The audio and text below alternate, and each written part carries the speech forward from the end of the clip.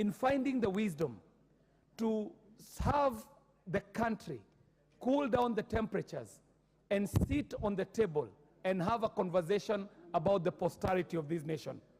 Mr. Speaker, the wise people tell us that when the debate is lost, that is when the arguments set in, and that is when violence sets in.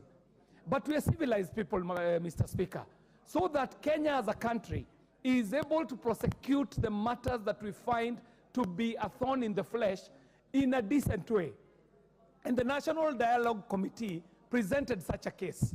Mr. Speaker, I also have to thank the leadership of the Leader of Majority, the Honorable Kimani Ichung'wah, and the Leader of the Wiper Party for steering the ship to a stage where we have a report before us and we are able to debate it before this House. Mr. Speaker, one of the biggest achievements of NADCO is placing the problems at the place where they can find solutions. Mr. Speaker, some of the issues that are being discussed at NADCO would not get a solution anywhere else.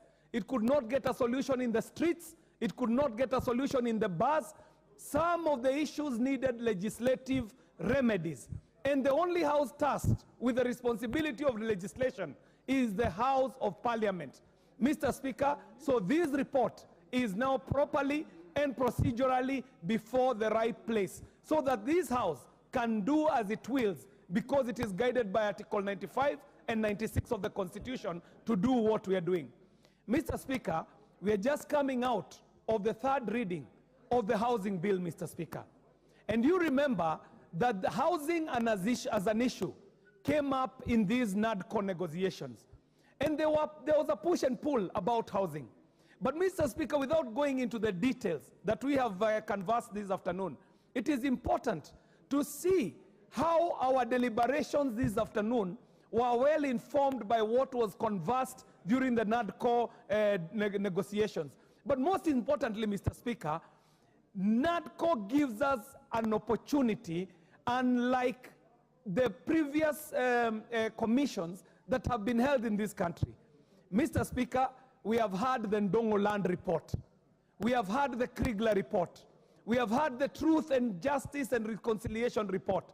Mr. Speaker, these are reports that are gathering dust because we as Kenyans, at that point, we did not have the courage to face the devils that have been bedeviled this country for decades, Mr. Speaker.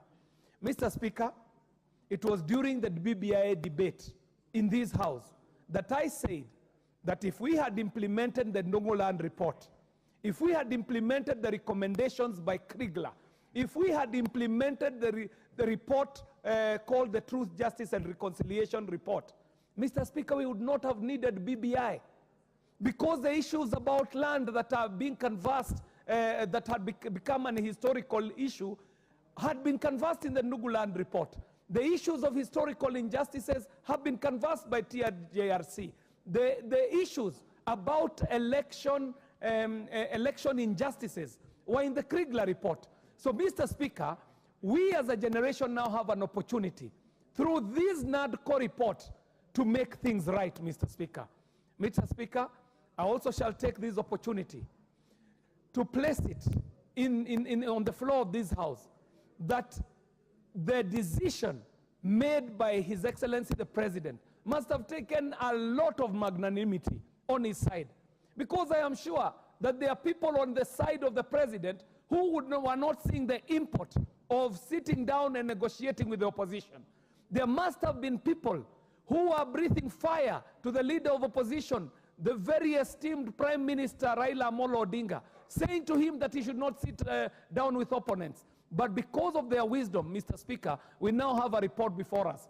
Mr. Speaker, I could not end this debate without putting my voice in support of the candidature for the former Prime Minister of this country, a well-fitting member of this African community.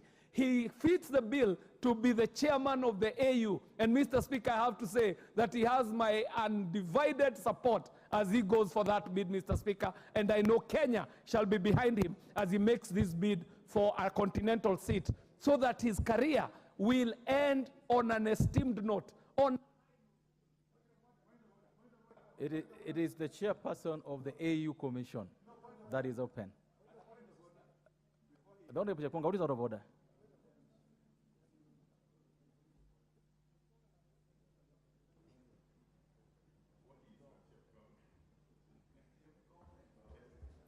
Thank you very much, Mr. Speaker. You know, I am the Mr. Point of Order in this House. I rise pursuant to Standing Order number 83.